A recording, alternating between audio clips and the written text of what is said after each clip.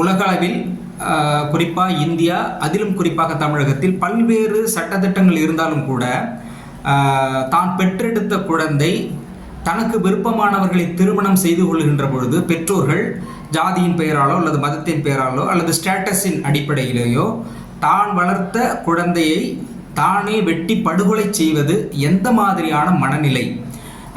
இந்த மாதிரியான மனநிலை உள்ள பெற்றோருக்கு நீங்கள் சொல்லக்கூடிய அறிவுரை, அதைவிடவும் திருமண வயதை உடைய இளைஞர்கள் அந்த முடிவை, திருமணம் செய்து கொள்கின்ற முடிவை தன்னிச்சையாக அவர்களே எடுத்துக்கொள்வது சரியா என்பதை பற்றி உங்களுடைய கருத்து என்ன டாக்டர்?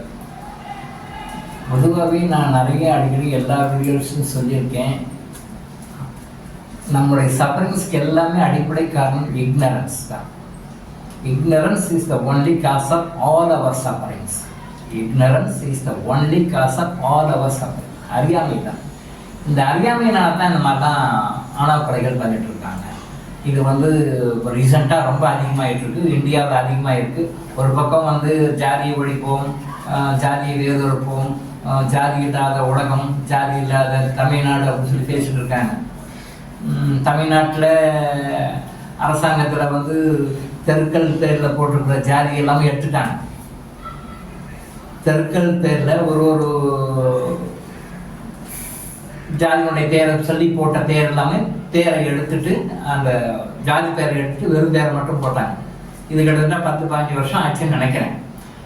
அப்போது தெருவில் ஜாதி பேரை போடுற பேரில், தெருவின் பேரில் இருக்கிற ஜாதியினுடைய பேரை எடுத்துட்டாங்க.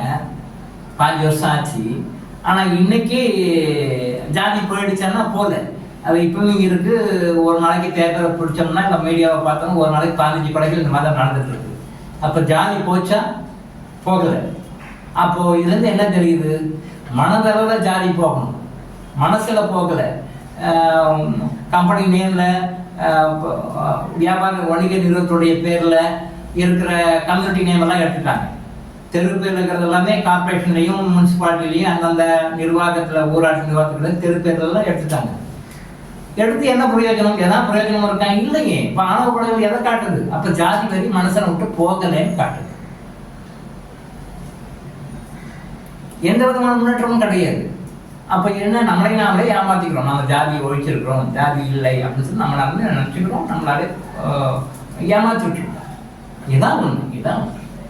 பொதுவாகவே எந்த ஒரு உயிரையும் கொலை செய்ய மனிதனுக்கு உரிமை கிடையாது. நான் அடிக்கடி சொல்லிட்டு இருக்கேன். எந்த ஒரு உயிரையும் நாம் எந்த காரணத்துக்காகவும் நாம் அவங்கள கொலை பண்ணுறதுக்கு எந்த உரிமையும் கிடையாது. ஈவன் விலங்குகளையும் பறவைகளையும் ஈவன் சாப்பாட்டுக்காக கூட ஒரு மிருகத்தை வதை செய்வது கூடாது. அதுக்கு நம்ம உரிமை கிடையாது. அதுக்கு உண்டான பனிஷ்மெண்ட் உண்டு. அப்போது சைவத்தை நீங்கள் ஆதரிக்கிறீங்க, அசைவத்தை எதிர்க்கிறீங்க, அசைவம் சாப்பிட்றது எங்களுடைய தனிப்பட்ட உரிமை, அது எங்களுடைய தலையிடாதீங்கலாம் சில பேர் தான் பேசுகிறீங்க. உங்களுடைய தனிப்பட்ட உரிமையெல்லாம் நாம் உரிமை இல்லை. நல்லதும் கெட்டதும் நீங்கள் அனுபவிக்க போகிறீங்க, நீங்கள் சோகப்பட போகிறீங்க, நீங்கள் கஷ்டப்பட போகிறீங்க, அவ்வளோதான் விஷயம். பட் ஒரு உயிரை கொலை செய்வதற்கு மனிதனுக்கு உரிமை கிடையாது. ஒரு உயிரை கொலை செய்து உண்பதற்கும் மனிதனுக்கு உரிமை கிடையாது. அப்படி பார்த்தா நான்வெஜ் சாப்பிட தவறு. அப்போ சாப்பாட்டுக்காக ஒரு உயிரை கொலை செய்வதே தவறு அப்படின்னு சொல்லும்போது, ஒரு ஜாதி விட்டு ஜாதி ஒரு பொண்ணை கல்யாணம் பண்ணிக்கிட்டா, ஒரு பையனை கல்யாணம் பண்ணிக்கிட்டாங்க, அவங்க கொலை செய்யறது நம்ம தப்பு தானே. ஏதோ ஒரு கர்ம காரணத்துக்காக உங்களுக்கு மகனாகவோ மகளாகவோ அவர் பிறந்திருக்கிறாங்க. உங்களுக்கு மகனாகவோ மகளாகவோ சில கர்ம காரியங்களுக்காக, ஒரு ஜென்ம கர்ம விஷயங்களுக்காக அவங்க உங்களுக்கு வந்திருக்காங்க. அப்போ அவங்களுக்கு நீங்கள் என்ன கடமை நீங்கள் செய்யணுமோ அதை நீங்கள் கரெக்டாக செஞ்சது. ஒரு அப்பாவாக ஒரு அம்மாவாக இருந்து உங்களுக்கு என்ன கடமை அதை செய்யணும். அதை மீறி அவங்க போய் உங்களுக்கு கட்டுப்பாட்டை மீறி அவங்க நான் லவ் பண்ணுறேன், இல்லை நான் அவங்கள தான் கல்யாணம் பண்ணிக்கிறேன் அப்படின்னு சொல்லிட்டு ரொம்ப கன்சிஸ்டண்ட்டாக இருந்து, ரொம்ப பிடிவாதமாக இருந்து அடாப்ட் பண்ணுறாங்கன்னா விட்டுடுங்க. நீங்கள் பண்ண வேண்டாம். நீங்கள் வழி மட்டும்தான் காட்ட முடியும், நீங்கள் வழி மட்டும்தான் சொல்ல முடியும். அதை மீறி போய் சொகப்படுறதும், அதை மீறி போய் கஷ்டப்படுறது அவங்களுடைய கர்மாவை பற்றிய நாளைக்கு உங்களுக்கு இல்லை. அதனால தான் நீங்கள் இப்படிலாம் பண்ணுறீங்க. பேப்பரில் பார்க்கும் பொழுது கேட்கும்போது மனசு கஷ்டமாக தான் இருக்குது. சொந்த மகளை கொலை பண்ணுறதும், சொந்த மருமகனை கொலை பண்ணுறதும், மகள் நீங்கள் பெற்று வளர்த்து ஆளாக்கின மகள், அது அந்த ஒரு குறிப்பிட்ட வயசுல அது ஒரு ஈர்ப்புனால கர்ண ஈர்ப்பு தான். அது வெளிப்படையா பார்த்தா இன்டாச்சுவேஷன் சொல்லுவோம். அது ஒரு இனக்கவர்ச்சி தான் முன்னாடி, அதுக்கு பின்னாடி காரணம் அது வேற சமாச்சாரம், அது பெரிய சப்ஜெக்ட். அதுக்காக நம்ம ஒரு பையனை லவ் பண்ணாங்க, விட்டுடுங்க, போட்டோம் சொல்ற வரைக்கும் சொல்லுங்க, எல்லாம் விட்டுடுங்க. இந்த ஒரு பையன் பொண்ணை கல்யாணம் பண்ணிக்கிறேன்னா போறானா சொல்லுங்க, அட்வைஸ் பண்ணுங்க, வேண்டாம்னு சொல்லுங்க, என்னென்ன மாதிரி அட்வைஸ் பாசிபிளா அன்பா பாசமா சொல்ல முடியுது சொல்லுங்க, முடியலாம் விட்டுடுங்க, அவ்வளோதான். அது விட்டு எதுக்கு போய் கொலை பண்றீங்க? மகன்றது எப்படியோ அதே மாதிரிதான் மருமகன். நீங்க பெற்றெடுக்காத இன்னொரு மகன் மருமகன், பெற்றெடுக்காத இன்னொரு மகன் மருமகன், பெற்றெடுக்காத இன்னொரு மகன் மருமகன்.